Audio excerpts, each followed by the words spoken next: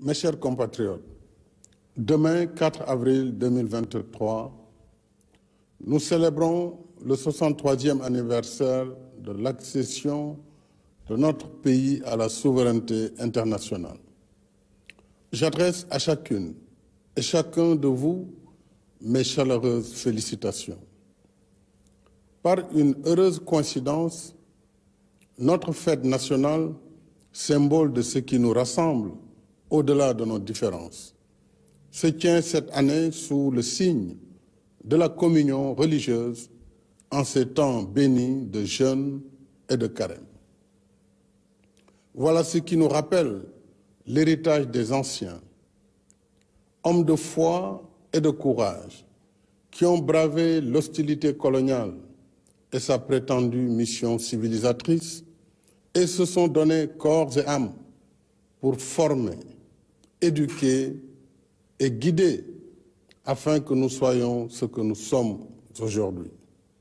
Une nation libre, ancrée dans ses valeurs spirituelles et socio-culturelles et pratiquant son vivre ensemble dans la diversité et l'harmonie. Nous devons respect et protection à ce legs ancestral, fondement essentiel de notre modèle de société. Je rends hommage à nos résistants et à nos héros qui, aux heures sombres de l'esclavage et de la colonisation, ont livré la bataille de l'honneur et refusé, au péril de leur vie et de leur liberté, que le destin de notre peuple soit scellé dans la servitude et l'aliénation. Ce souvenir du passé nous renseigne sur la chance que nous avons de vivre libre et de transmettre à nos enfants le désir ardent de liberté et de responsabilité inhérente à la dignité d'un peuple. La fête de l'indépendance est aussi un exercice mémoriel en souvenir des sacrifices immenses de nos anciens combattants pour la défense du monde libre. Je vous salue avec respect et affection, chers anciens combattants. Le souvenir de vos sacrifices restera toujours gravé dans notre mémoire collective. Demain, notre jeunesse et nos armées, forces vitales de la nation, seront aussi à l'honneur. À vous, officiers, sous-officiers et militaires du rang, je renouvelle ma confiance et mon soutien. Je salue la mémoire de vos défunts frères d'armes et réitère à leurs familles ma solidarité et ma compassion. Aux blessés parmi vous, j'adresse mes vœux de prompt rétablissement. Au nom de la nation, je vous redis notre satisfaction et notre fierté. Je salue votre fidélité à la symbiose armée-nation. Votre attachement aux valeurs de la République et des institutions et vos qualités professionnelles dans la conduite de vos missions au service de la nation et de la paix dans le monde. Le métier difficile des armes que vous avez choisi est devenu encore plus complexe et plus risqué en ces temps où les menaces sont plus diffuses, plus nombreuses et plus imprévisibles. C'est pourquoi, face à la montée des périls, nous poursuivons la sécurisation du territoire national avec l'implantation de nouvelles unités jusque dans les zones les plus excentrées afin de mieux affirmer la souveraineté de l'État et assurer la sécurisation des personnes et des biens. S'agissant de la gendarmerie nationale, de nouveaux escadrons de surveillance et d'intervention ont été créés dans 12 localités. Saraya, Bignona, Sédhiou, Koungheul, Ranérou, Ndioum, Podor, Kaffrine, Fatick, Mbour, Keur Massar et Diamniadio. Quant à la police nationale, elle s'est dotée de 10 nouveaux commissariats aux Parcelles Assainies, unité 15, Golfe Sud, Diamaguène Sicap Mbao, Rufisque Est, Yeumbeul Comico, Zac Mbao, Thiaroye, Linguère, Nioro du Rip, Koungheul et prochainement à Keur Massar. Ces efforts sont renforcés par la modernisation des moyens d'investigation et le relèvement des effectifs afin que nos forces de défense et de sécurité restent toujours à la hauteur de leurs missions régaliennes et des tâches civilo-militaires qui leur sont confiées, comme la préservation des ressources naturelles, thème de la fête de l'indépendance cette année. En effet, la protection de nos ressources naturelles reste au cœur des priorités de notre souveraineté, avec la raréfaction des ressources, les pillages et trafics illicites de tout genre et la nouvelle vocation minière, pétrolière et gazière de notre pays. C'est pourquoi je tiens à la poursuite des plans d'équipement de nos forces de défense et de sécurité pour qu'en tout temps et en tout lieu, elles gardent l'ascendant et soient prêtes à la riposte. Mes chers compatriotes, dans mon message pour le Nouvel An, je vous ai entretenu de nos programmes et projets de développement économique et social, y compris l'état d'exécution de nos chantiers d'infrastructures indispensables à la réalisation de nos objectifs d'émergence. En dépit de la conjoncture économique difficile, l'État continue sa politique de soutien aux ménages, comme en témoignent les mesures de lutte contre la cherté du coût de la vie, dont la baisse du prix des loyers. En même temps, tous nos chantiers d'infrastructure restent actifs, aussi bien en milieu urbain que rural, conformément à notre politique de développement dans la justice sociale et l'équité territoriale. Ainsi, après les autoponts de Yoff, Keur Gorgui, Saint-Lazare, Lobat Fall et Keur Massar, celui de Cambérène et le pont de Marsassoum ont été mis en service. Dans la même dynamique, je suis heureux d'annoncer que l'exploitation commerciale du BRT débutera dans le courant du deuxième semestre de cette année, avec un parc de 158 bus spéciaux, 100% électriques, qui seront alimentés par voie solaire.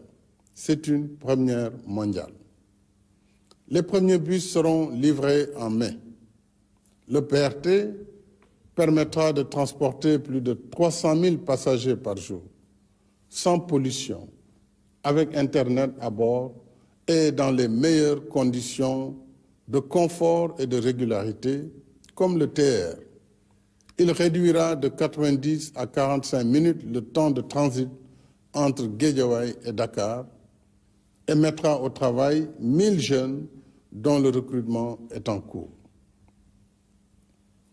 Mes chers compatriotes, demain, aux côtés de nos vaillantes forces de défense et de sécurité, notre jeunesse vibrante sera aussi à l'honneur, à la place de la nation, parce que c'est elle qui, assurant la relève, porte nos espoirs pour le futur. À vous les jeunes, je voudrais vous dire que je mesure pleinement vos rêves, vos aspirations et ambitions légitimes d'être utiles à vous-même, à vos familles et à votre pays. Vous resterez au cœur de mes préoccupations. C'est le sens des investissements que nous continuons de faire dans l'éducation et la formation, y compris pour nos daara modernes. C'est aussi le sens de nos politiques de soutien à l'employabilité par l'enseignement du savoir-faire. Dans tous les pays, l'expérience montre que si la diffusion des connaissances livresques permet d'avoir un diplôme, elle ne suffit pas pour offrir la qualification nécessaire à l'emploi ou à l'auto-emploi. C'est pourquoi nous développons davantage l'enseignement professionnel pour mieux préparer notre jeunesse à la vie active. Nous voulons qu'à chaque niveau de formation et de diplôme, correspondent à un niveau de qualification qui facilite l'insertion dans le marché de l'emploi. C'est ce que nous faisons avec succès dans nos instituts supérieurs d'enseignement professionnel, ISEP. Et c'est ce que nous comptons faire avec le programme déjà finalisé de 38 centres départementaux de formation professionnelle. En même temps, la DER poursuit ses activités de financement, d'encadrement et de conseil en soutien aux femmes et aux jeunes sur l'étendue du territoire national. Quant au programme Xëyu Ndaw ñi, il a généré à ce jour 63 650 emplois sur les 65 000 prévus, alors que 14 150 jeunes débutants ont bénéficié de la convention État employeur sur l'objectif initial de 20 000. Le programme de domaines agricoles communautaires, PRODAC, et les agropoles s'inscrivent également dans la réponse à la problématique de l'emploi et de l'entrepreneuriat des jeunes, avec la création de pôles de développement économique dans nos terroirs. Nous ferons encore plus pour l'emploi des jeunes avec l'exploitation prochaine de nos ressources gazières et pétrolières. Ainsi, en collaboration avec nos partenaires, l'Institut national du pétrole et du gaz a formé 78 ingénieurs et techniciens déjà opérationnels.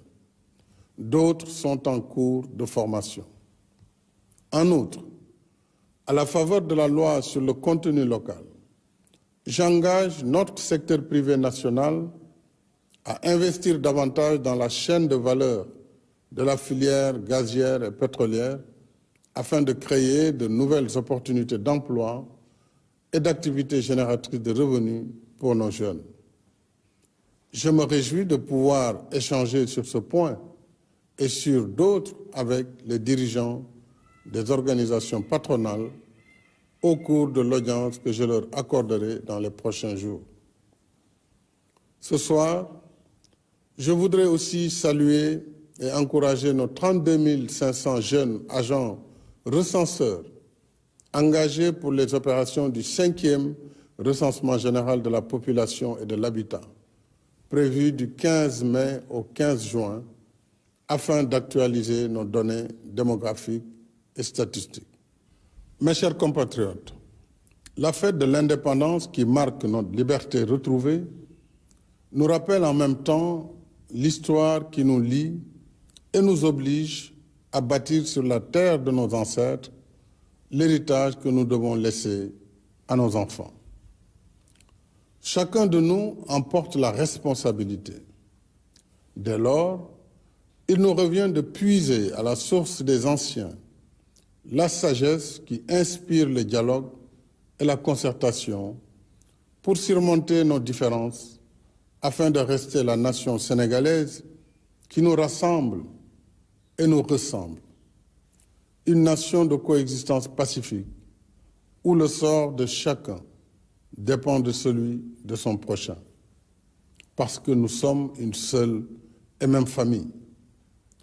Dans cet esprit, je reste ouvert au dialogue et à la concertation avec toutes les forces vives de la nation dans le respect de l'état de droit et des institutions de la République pour un Sénégal uni, un Sénégal de paix, de stabilité et de cohésion nationale.